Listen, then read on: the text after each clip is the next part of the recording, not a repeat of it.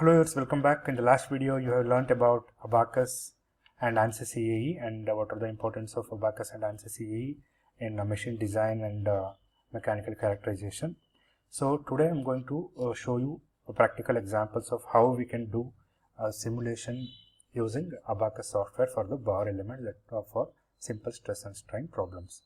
Let us take the problem number 1. You can see here this is a very interesting problem we already solved in our regular theory classes.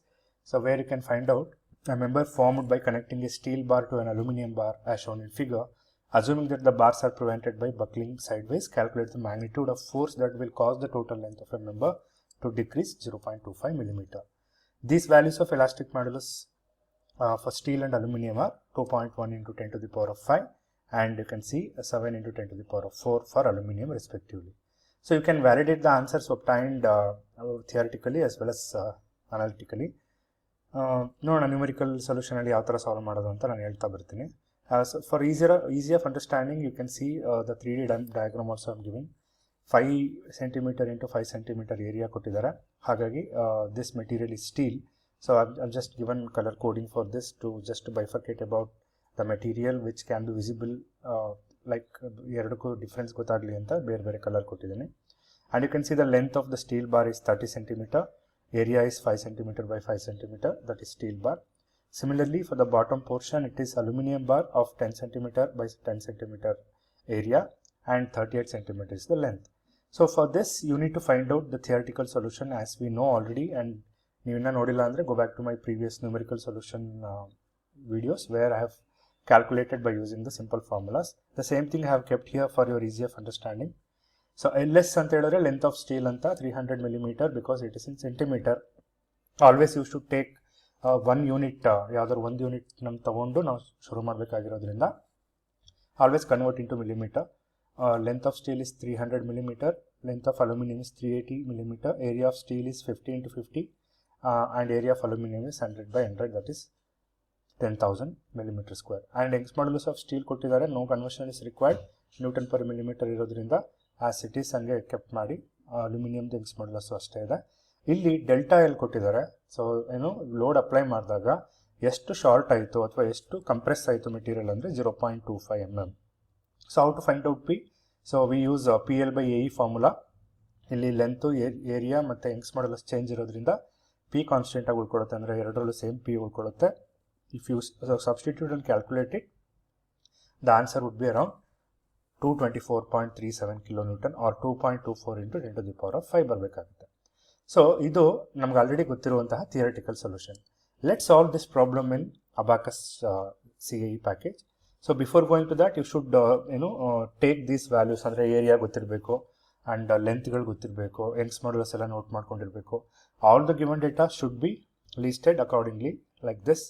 So before going to FEA, steel barದು length ಎಷ್ಟು, area ಎಷ್ಟು, Young's modulus ಎಷ್ಟು. Similarly aluminum barದು length, area and Young's modulus you should keep it in your aside before starting the software. So now I'm going to open the software. So I already told you the Abaqus software interface is looking like this. The top portion or the toolbar ಅಲ್ಲಿ ಏನೇನು ಇರುತ್ತೆ ಅಂದರೆ file, ಮಾಡಲು, view point ಅಂತ ಇರುತ್ತೆ. So this toolbar, as on progress your knowledge about Abaqus, you can explore one by one. So already ಹೇಳಿದಾಗೆ Abaqus or ANSYS ಏನೇ ಆದರೂ ಕೂಡ we have some steps, ತುಂಬ ಸ್ಟೆಪ್ಸ್ಗಳಿದ್ದಾವೆ. ಆ ಸ್ಟೆಪ್ಸ್ಗಳು ಇದರಲ್ಲಿ ಇದೆಯಾ ಈ ಪ್ಯಾಕೇಜಲ್ಲಿ ಅಂತ ಫಸ್ಟ್ ನೋಡ್ತಾ ಬರೋಣ. You can see the module here. Module ಅಂತ ಹೇಳಿದ್ರೆ this is where we are going to select each and every step and do our work accordingly. ಹಾಗಾಗಿ ಇದು ಬೇಸಿಕ್ ಸ್ಟೆಪ್ಸ್ ಅಂತ ಏನು ಕಲ್ತಿದ್ವಿ, ಫಸ್ಟ್ ಪಾರ್ಟ್ ಕ್ರಿಯೇಟ್ ಮಾಡಬೇಕು, ಅದು ಆಮೇಲೆ ಅದ್ರ ಪ್ರಾಪರ್ಟಿ ಕೊಡಬೇಕು, ಅಸೆಂಬ್ಲಿ ಮಾಡಬೇಕು, ಸ್ಟೆಪ್ಸ್ ಕೊಡಬೇಕು, ಲೋಡ್ ಅಪ್ಲೈ ಮಾಡಬೇಕು, ಮೆಷಿಂಗ್ ಮಾಡಬೇಕು. ಸೊ ಮೆಷಿಂಗ್ದು ಇಂಪಾರ್ಟೆನ್ಸ್ ಏನು ಅಂತಲೂ ಕೂಡ ಹೇಳಿದ್ದೀನಿ. ಆಮೇಲೆ ಜಾಬ್ನ ಸಬ್ಮಿಟ್ ಮಾಡಿ ರಿಸಲ್ಟ್ಸ್ನ ನೋಡ್ತಾ ಬರೋದು. It's very simple. ನೀವು ಒಂದೆರಡು ಪ್ರಾಬ್ಲಮ್ ಸಾಲ್ವ್ ಮಾಡಿಬಿಟ್ರೆ you can able to solve any type of stress and strain problems from this software and very user friendly. So no need of any complications, you can do it without much difficulty ಅಂತ ಹೇಳ್ತಾ so ಹೆಂಗೆ ಶುರು ಮಾಡೋದು ಅಂತ ತೋರಿಸ್ತಾ ಬರ್ತೀನಿ. So first you should draw the part ಅಥವಾ part module ಅಂತ ಕರಿತೀವಿ ಇದಕ್ಕೆ. ಪಾರ್ಟ್ ಮಾಡ್ಯೂಲಲ್ಲಿ ಫಸ್ಟ್ ಸ್ಟೆಪ್ ನೀವೇನು ಮಾಡಬೇಕಂತ ಹೇಳಿದ್ರೆ ನಾವು ಪಾರ್ಟ್ನ ಕ್ರಿಯೇಟ್ ಮಾಡ್ಕೋಬೇಕು. So let's take this question to the side. So I have taken this just to show you the values where should I adopt in this software. So part module ಅಲ್ಲಿ ಇದ್ದೀವಿ. First you need to create a model. Model ಗೆ ಒಂದು ಹೆಸರು ಕೊಡೋಣ. So I'm going to give this model ನೋಡಿ rename ಮಾಡ್ತಾ ಇದ್ದೀನಿ. Already model 1 ಅಂತ ಬಂದಿರುತ್ತೆ. I'm going to give stepped bar ಅಥವಾ step bar ಅಂತ ಏನಾದರೂ ಕೊಡ್ತೀನಿ. Step bar ಅಂತ ಕೊಡ್ತೀನಿ. And I'm going to solve one more problem ಆಗಿರೋದ್ರಿಂದ 1 ಅಂತ ಕೊಡೋಣ. So step bar 1 ಆಯಿತು. Now I'm going to create this part. See ಇಲ್ಲಿ ನೀವು ನೋಡ್ಬೋದು ಕಾಂಪ್ಲಿಕೇಟ್ ಮಾಡಿ ಲೋಡ್ ಅಪ್ಲೈ ಮಾಡಿದಾಗ ಮೆಶಿಂಗ್ ಮಾಡಬೇಕಾದ್ರೆ ಲೋಡ್ ಆ ಕಡೆ ಈ ಕಡೆ ಆಗೋ ಚಾನ್ಸಸ್ ಇರುತ್ತೆ. ಅದಕ್ಕೋಸ್ಕರ instead of taking 3D dimension ಇರೋ ಪಾರ್ಟ್ ಬದಲು I am going to take wire element ತಗೋತೀನಿ. So bar element and wire element ಅಂತ ಇದೆ FEA ಪ್ಯಾಕೇಜಲ್ಲಿ. ನಾನು ವೈರ್ ಎಲಿಮೆಂಟ್ ತಗೊತಾ ಬರ್ತೀನಿ. You can see here. So create part ಅಂತ ಒಂದು ಕಮಾಂಡ್ ಇದೆ. So you should click this first. ಇಲ್ಲಿ ಕೇಳುತ್ತೆ ಏನು ಪಾರ್ಟ್ ಕ್ರಿಯೇಟ್ ಮಾಡ್ತಾ ಇದ್ದೀರಾ ಅಂತ. ಅಗೈನ್ ಸೇಮ್ ಸ್ಟೆಪ್ಡ್ ಬಾರ್ ಅಥವಾ ಏನಾದರೂ ಒಂದು ಕೊಡಬೇಕಾಗುತ್ತೆ. Stepped bar. For your easy of understanding, you give the name whichever is convenient. And I'm going to do 2D and I'm going to take wire because I already told you ಇಲ್ಲಿ wire shell wire point ಅಂತ ಇರುತ್ತೆ. Wire ಅಂತ ಹೇಳಿದ್ರೆ complete ಪಾರ್ಟನ್ನ ಒಂದು wire ಆಗಿ ಅದು convert ಮಾಡ್ಕೊಳ್ಳುತ್ತೆ. ಅದಕ್ಕೆ ನಾವು ಏರಿಯಾ ಕೊಡ್ತಾ ಬರ್ಬೋದು. ಸೊ ಸೈಜ್ ಅಪ್ರಾಕ್ಸಿಮೇಟ್ ಆಗಿ ಫುಲ್ ಕಂಪ್ಲೀಟ್ ಲೆಂತ್ 680 mm ಬರಬೇಕಾಗಿರೋದ್ರಿಂದ total length I'm going to give 1500 size of area ಅಂತ ತಗೋತೀನಿ. So if you continue this, the layout is becoming like this. ನೋಡ್ಬೋದು ಇಲ್ಲಿ you can see the graphical area where you should do the work. Next ಏನು ಮಾಡಬೇಕು, draw the line. Wire ತಗೊಂಡಿರೋದ್ರಿಂದ ವೈರ್ನ draw ಮಾಡಬೇಕು. So ಅದಕ್ಕೆ ನೀವು ಇದನ್ನು ಕ್ಲಿಕ್ ಮಾಡಬೇಕು. ಇಲ್ಲಿ ಕ್ರಿಯೇಟ್ ಲೈನ್ಸ್ ಅನ್ನೋ ಒಂದು ಕಮಾಂಡ್ ಇರುತ್ತೆ ಟಾಪಲ್ಲಿ. ನಾವು remember we are still in part module, ಹಾಗಾಗಿ so you should click this and you come to the bottom portion. Pick a starting point ಅಂತ ಕೇಳ್ತಾ ಇದೆ. Starting point should always be 0,0 ಇದ್ರೆ ಒಳ್ಳೆಯದು. ಹಾಗಾಗಿ X 0 ಇರಲಿ, Y 0 ಇರಲಿ ಅಂತ ಕೊಟ್ಟು ಎಂಟರ್ ಹೊಡಿತೀನಿ. The first point is created. And if you go ports you can see here wire create ಮಾಡ್ತಾ ಇದ್ದೀನಿ. X 0ನೇ ಇರುತ್ತೆ, Y ನಮಗೆ 380 mm ಹೋಗಬೇಕು. ಸೊ 0,380 ಕೊಟ್ಟು ಎಂಟರ್ ಹೊಡೆದ್ರೆ it will create the bottom portion of the part, that is aluminum bar create ಆಗಿದೆ. ನಾವು again X 0ನೇ ಇರುತ್ತೆ, Y ನಿಮಗೆ ಟೋಟಲ್ ಲೆಂತ್ 0,680 ಕೊಡಬೇಕು. ಸೊ 0,680 ಮೌಸ್ ಬಟನ್ ಏನು ಕ್ಲಿಕ್ ಮಾಡೋಕೆ ಹೋಗಬೇಡಿ. 0,68 ಕೊಟ್ಟು ಎಂಟರ್ ಹೊಡಿರಿ. ಸೆಕೆಂಡ್ ಪಾರ್ಟು ಕ್ರಿಯೇಟ್ ಆಗಿದೆ. If you want to see all the parts in one view, go to fit command. You can see here auto fit ಅಂತ ಇದೆ. You can see bottom portion as well as top portion and the dot between. ಅಂದರೆ ಇದಕ್ಕೂ bifurcation ಒಂದು dot ಇದೆ. So this is how we should create. ಮತ್ತೆ ಇನ್ನೂ ಅದು command ಎಲ್ಲ ಇದೆ, ಹಾಗಾಗಿ ನೀವು ಎಸ್ಕೇಪ್ ಬಟನ್ ಕ್ಲಿಕ್ ಮಾಡಬೇಕು. Once the sketch is done, you click done command. ನೀವು ಕೊಟ್ಟ ಮೇಲೆ ಈ ಥರ ನಿಮ್ಮದು ವರ್ಕಿಂಗ್ ಏರಿಯಾಗೆ ಬಂದು ಕೂತ್ಕೊಳ್ಳುತ್ತೆ. ನಾವು your part is ready for all the problem. You should create a part like this. ಅಂದರೆ 2D ಆಗಲಿ 3D ಆಗಲಿ, whatever the element you are taking no, from that perspective you need to create a part. If it is a taper bar, it might be something. ಅದು ಮತ್ತೆ ಹೇಳ್ತಿದ್ದೀನಿ, bar element ತೊಗೊಂಡ್ರು ಅಥವಾ shell element ಅಂತ ತೊಗೊಂಡ್ರು ನೀವು ಯಾವುದೇ ಥರ ಡ್ರಾ ಮಾಡ್ತಿರಲ್ಲ ಅದ್ರ ಮೇಲೆ ನಿಮಗೆ ಇಲ್ಲಿ ವ್ಯೂ ಆಗೋದು. ಸೊ ನೆಕ್ಸ್ಟ್ ಏನು ಮಾಡೋಣ, ಪಾರ್ಟ್ ರೆಡಿ ಆಯಿತು. ಸೊ ಪಾರ್ಟ್ ಮಾಡ್ಯೂಲ್ ಕೆಲಸ ಮುಗೀತು. ನಾವು coming to the property module. So property is very very important.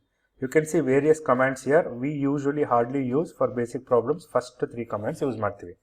ಅಲ್ಲಿ ಬರೀ ಸ್ಕೆಚಿಂಗ್ ಕಮಾಂಡ್ ಅಷ್ಟೇ ಯೂಸ್ ಮಾಡಿದ್ದು. ಪಾರ್ಟ್ ಮಾಡ್ಯೂಲಲ್ಲಿ ಪ್ರಾಪರ್ಟಿ ಮಾಡ್ಯೂಲಲ್ಲಿ ಫಸ್ಟ್ ಕಮಾಂಡು ಕ್ರಿಯೇಟ್ ಮೆಟೀರಿಯಲ್ ಅಂತ ಬರುತ್ತೆ. You should click this material. There are 2 materials here. I am going to take first material as steel. ಅಲ್ಲಿ material 1 ಅಂತ ಆಲ್ರೆಡಿ ಬಂದಿರುತ್ತೆ. You can rename it or material 1 ಅಂತ ಇದ್ರೂ ಏನು ತೊಂದರೆ ಇಲ್ಲ.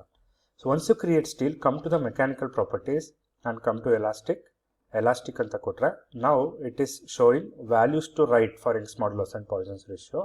You should write the value of Young's modulus. So 2.1 into 10 to the power of 5 ಇದೆ, or 21 ಆದಮೇಲೆ 4 zeros ಎರಡು ಸೇಮ್ ಇದೆ. Poisson's ratio is 0.3. So once you give these two values, click OK. Again click the same because we have 2 materials. For the aluminium, I am going to give Young's modulus. Young's modulus ಇಲ್ಲಿದೆ ನೋಡ್ಬೋದು ನೀವು. 7 into 10 to the power of 4 ಇದೆ. And Poisson's ratio is same, ductile material ಆಗಿರೋದ್ರಿಂದ ಎರಡಕ್ಕೂ same ಕೊಡ್ತಾ ಇದ್ದೀನಿ. 7 into 10 to the power of 4 ಅಂದರೆ 7E4 ಅಂತ ಹೊಡಿಬೋದು, ಅಥವಾ 4 zeros, 7 followed by 4 zeros. Poisson's ratio is 0.3. Once you click this, the material property you have been assigned for both the sections. Now material property na create ಮಾಡಿದ್ದೀರಾ. ನಾವು you need to section create ಮಾಡಬೇಕಾಗುತ್ತೆ. Section create ಮಾಡಬೇಕು ಅಂದರೆ click the section create button. Here again I am going to give steel section. Steel section ಅಂತ ತಗೋತೀನಿ. ಅಲ್ಲಿ already ಟ್ರೆಸ್ ಅಂತ ತೊಗೊಂಡಿರುತ್ತೆ. ಟ್ರೆಸ್ ಅಂತಲೇ ತೊಗೋಬೇಕು, ಬೀಮ್ ತೊಗೋಬಾರ್ದು, ಬೇರೆ ಯಾವುದು ಕ್ಲಿಕ್ ಮಾಡಬಾರ್ದು.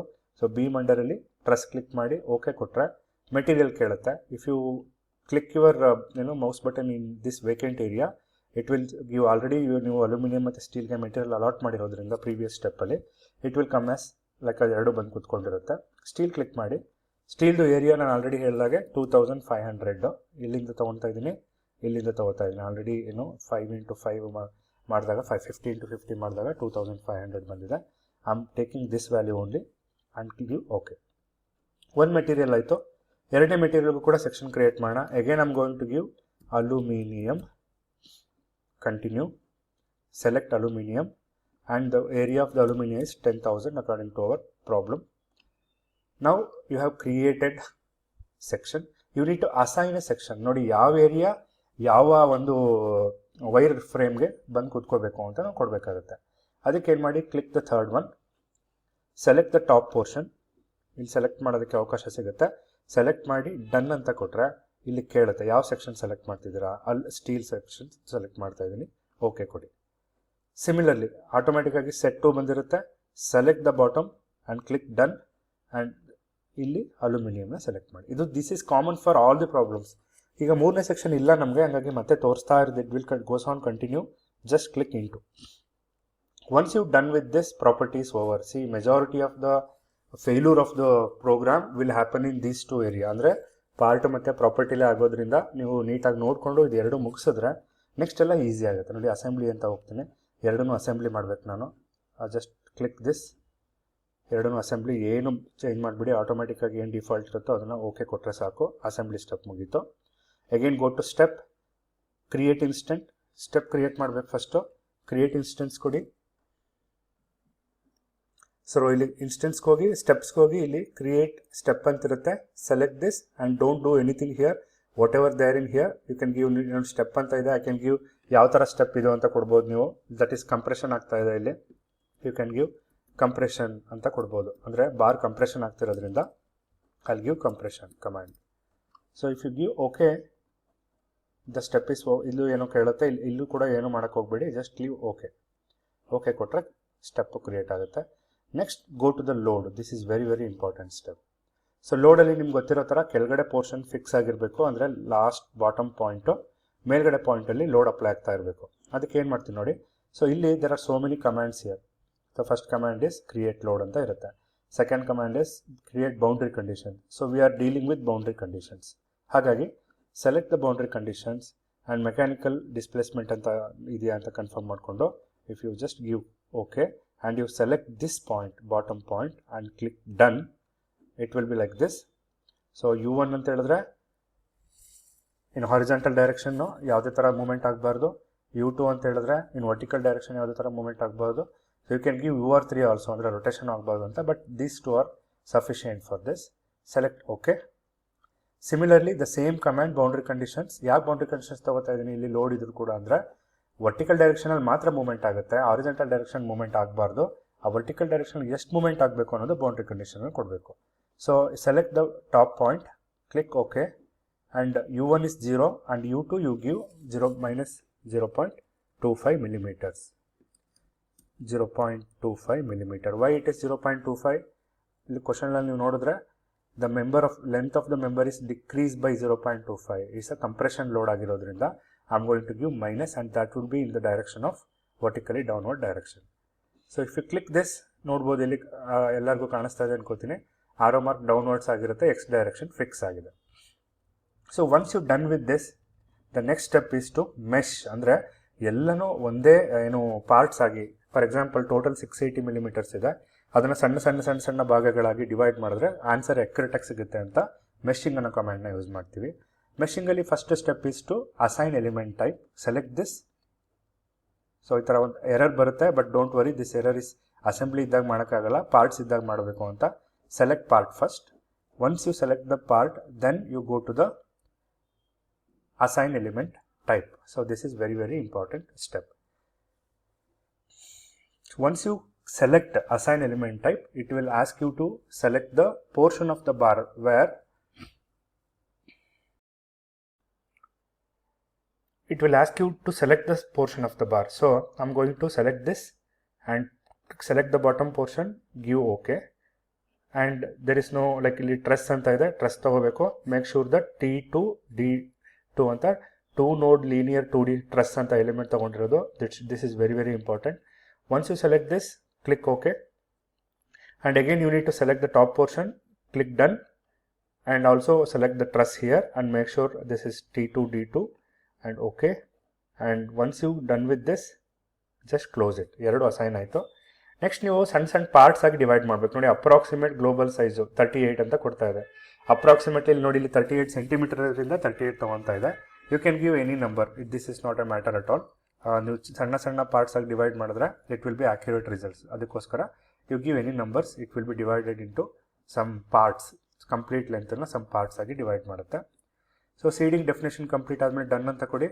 So once you done this ಏನು assign element type and seed part, next you need to mesh the part. This is very important.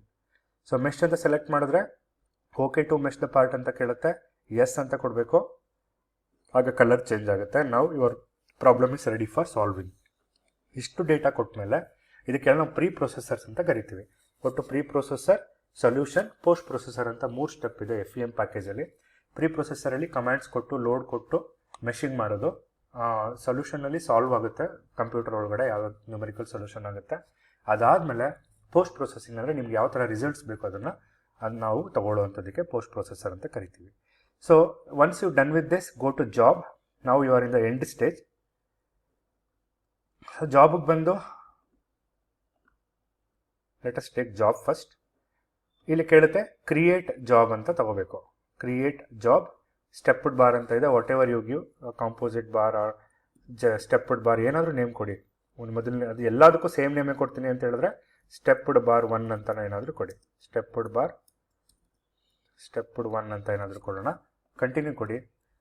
So ಇಲ್ಲೇನೋ ಕಮೆಂಟ್ಸ್ ಕೇಳುತ್ತೆ, just give okay, no need to change anything here. So ನಾವು here you see submit button is there, you need to give submit. So ಇಲ್ಲಿ ನೋಡ್ಬೋದು work ಆಗ್ತಾ ಇದೆ. ಬ್ಯಾಕ್ಗ್ರೌಂಡಲ್ಲಿ ನಾವೇನು ಕೊಟ್ಟಿದ್ದೀವಿ comments ಅದು ವರ್ಕ್ ಆಗ್ತಾ ಇದೆ.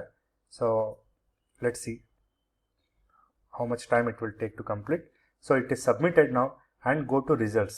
So once it is submitted, go to results. It's running. Error comment ತೋರಿಸುತ್ತೆ, no worry. ಇದು ಕಂಪ್ಲೀಟ್ ಆಗಿ ಕಂಪ್ಲೀಟೆಡ್ ಅಂತ ಬಂದಮೇಲೆ ಎಲ್ಲ ಫುಲ್ ಆಗಿ your solution is ready ಅಂತ. Afterwards only you need to go to result section. As you can see, this is completed now. Complete ಆದಮೇಲೆ submit ಆದಮೇಲೆ ಕಂಪ್ಲೀಟ್ ಆಗುತ್ತೆ. ಕಂಪ್ಲೀಟ್ ಆದಮೇಲೆ ರಿಸಲ್ಟ್ಸ್ಗೆ ಹೋಗಬೇಕಾಗುತ್ತೆ. ಅಂದರೆ ಫಸ್ಟು ನೀವು ರನ್ ಕೊಡಬೇಕು, ಸಬ್ಮಿಟ್ ಕೊಡಬೇಕು, ಆಮೇಲೆ ವೆಯ್ಟ್ ಮಾಡಬೇಕು ರನ್ ಆಗೋ ತನಕ. ಆಮೇಲೆ if you go to results, the result window is like this. ಇದಕ್ಕೆ ನಾವು ರಿಸಲ್ಟ್ ವಿಂಡೋ ಅಂತ ಕರಿತೀವಿ. Let me close this first. Result ವಿಂಡೋದಲ್ಲಿ ನಮಗೇನು ರಿಸಲ್ಟ್ ಬೇಕಾಗುತ್ತೆ, ನಮಗೆ ಟಾಪ್ ಪೋರ್ಷನಲ್ಲಿ ಅಥವಾ ಮ್ಯಾಕ್ಸಿಮಮ್ ಲೋಡ್ ಎಷ್ಟು ಬೀಳ್ತಾ ಇದೆ ಇಲ್ಲಿ ಅಂತ ಗೊತ್ತಾಗಬೇಕು. ಲೋಡ್ನ ನಾವು ಏನು ಮಾಡ್ತೀವಿ, we can say here load is nothing but RF, ಅಂದರೆ ರಿಯಾಕ್ಷನ್ ಫೋರ್ಸ್ ಅಂತ ಕರಿತೀವಿ. once you select reaction force, it will give some values. ಅಂದರೆ ಯಾವ್ಯಾವ ಪೋರ್ಷನಲ್ಲಿ ಎಷ್ಟು ಲೋಡ್ ಬೀಳ್ತಾ ಇದೆ. ಈ ಕಲರ್ ಕೋಡಿಂಗ್ ಆಗ್ತಾ ಇದೆ ನೋಡಿರ್ಬೋದು, ಇಲ್ಲೆಲ್ಲ ಬ್ಲೂ ಇದೆ, ಅಲ್ಲೆಲ್ಲ ಕಡಿಮೆ ಲೋಡ್ ಇದೆ ಅಂತ. ರೆಡ್ ಇರೋ ಝೋನ್ ಅಂತ ಹೇಳಿದ್ರೆ fixed end and this free end. So ಇಲ್ಲಿ 2.244 e⁻⁵ ಅಂತ ಇದೆ. So this is exactly equal to the same thing. 22437 ಇದೆಯಲ್ಲ ಇಂಟು 10⁵, 2.24 ಇಂಟು 10⁵ ಅಂತ. ಸೊ ದಟ್ ಈಸ್ 2.244 ಬಂದಿದೆ. ನಮಗೆ ಥಿಯರಿಟಿಕಲಿ ಸಾಲ್ವ್ ಮಾಡಿದಾಗ 2.2437 ಬರ್ತದೆ. ಸೊ ಇನ್ನೂ ಆ್ಯಕ್ಯುರೇಟ್ ಆಗಿದೆ ಇಲ್ಲಿ. So you can say the ನಾವು ದ ಕ್ವಶನ್ಸ್ ಏನು ಅನಾಲಿಟಿಕಲಿ ಅಥವಾ theoretically as well as numerical analysis ಮಾಡಿದಾಗ ದ ಆನ್ಸರ್ ಕರೆಕ್ಟ್ ಆಗಿದೆ ಅಂತ ವ್ಯಾಲಿಡೇಟ್ ಮಾಡ್ಬೋದು. This is how you should take the simple problems in initial stage. So once you're done with the simple problems, always go with the complicated problems. You can easily solve n number of problems without any calculation. Hagagi validation is very important here. Once you take this, you can take a screenshot ತಗೊಂಡು ನಿಮ್ಮ record ಬುಕ್ಗೆ ಮ್ಯಾನ್ಯುವಲ್ಗೆ ಅದನ್ನು paste ಮಾಡ್ಕೋಬೋದು. Or you can go to the animation section. You can do animation also. See ಯಾವ ಥರ load apply ಆಗ್ತಾ ಇದೆ ಅಂತ ನೀವು if you animate this, it will be coming like this. The only disadvantage is you cannot see the bar. The reason why is meshing ಮಾಡಬೇಕಾದ್ರೆ load ಕರೆಕ್ಟಾಗಿ average load ತಗೊಳ್ಳೋದ್ರಿಂದ that is very quite difficult analysis ಆಗೋದ್ರಿಂದ I have taken the wire element, a complete wire element looking like one line, but still the bottom portion and the top portion are related to that areas only. ಹಂಗಾಗಿ I want this answer, I have got this, and once you done with this, so go to your lab manual and output na paste ಮಾಡಿ, load at the top end, theoretically 2.2437 into 10 to the power of 5, and FEM solution is 2.24 into 10 to the power of 5. So validate ಮಾಡಿ, now analytical and as well as theoretical numerical solutions are correct anta bardu, you can proceed with the next problem. So this is how you should do the ANSYS results. So ಇದನ್ನು save ಮಾಡೋದು ಹೆಂಗೆ ಅಂದರೆ, just go to export or print ಅಂತ ಕೊಡ್ಬೋದು.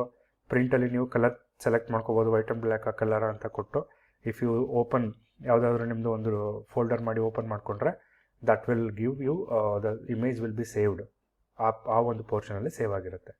So I hope ಎಲ್ರಿಗೂ ಈ problem ಅರ್ಥ ಆಗಿದೆ ಅಂತ ಅನ್ಕೋತೀನಿ. Next I am going to solve other problem related to the simple stress and strain stepped bar only. So we will do it and we will discuss further in the next video. Thank you so much for watching. If you have any doubts, you can leave me a comment. I'm happy to explain in my videos. Thank you so much.